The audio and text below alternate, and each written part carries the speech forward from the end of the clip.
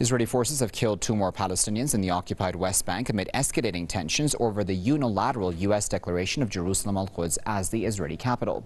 Israeli sources have confirmed the killing of 2 Palestinians in the city of Jenin. Israelis also demolished, the home of a 22-year-old slain man. Tel Aviv claims the 2 men were involved in last week's drive-by shooting in which an Israeli rabbi was killed.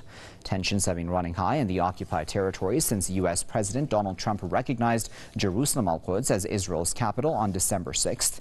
Since then, 22 Palestinians have been killed and over 4,000 others have been wounded in the Israeli crackdown.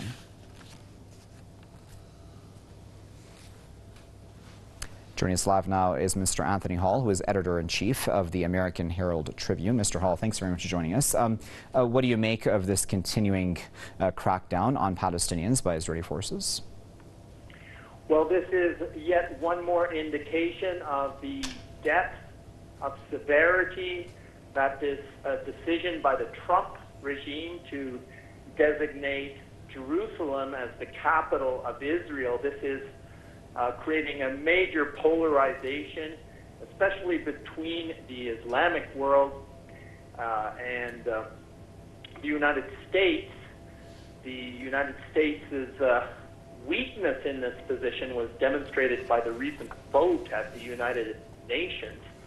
But the depth of feelings aroused by this situation is being registered in the fatalities, in the confrontations ensuing between, in this instance, the IDF and Palestinian people.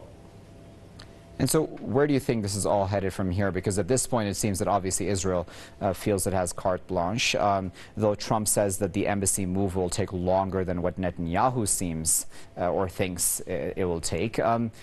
Will all of this happen according to plan, according to Israel's plan, or do you think that there will be obstacles along the way?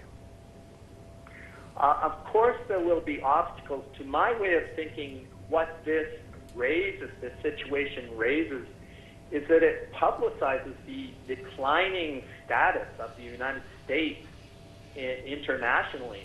The fact that 128 countries voted against the U.S.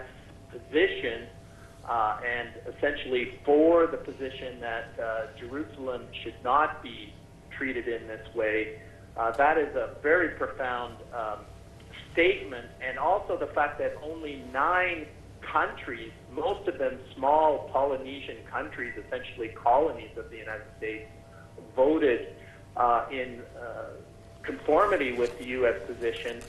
It's a stunning revelation of the U.S. weakness when it comes to this position of Palestine-Israel. Okay, Mr. Hall, we'll leave there at that, but of course, as always, we appreciate you taking your time out to speak to us here at Press TV.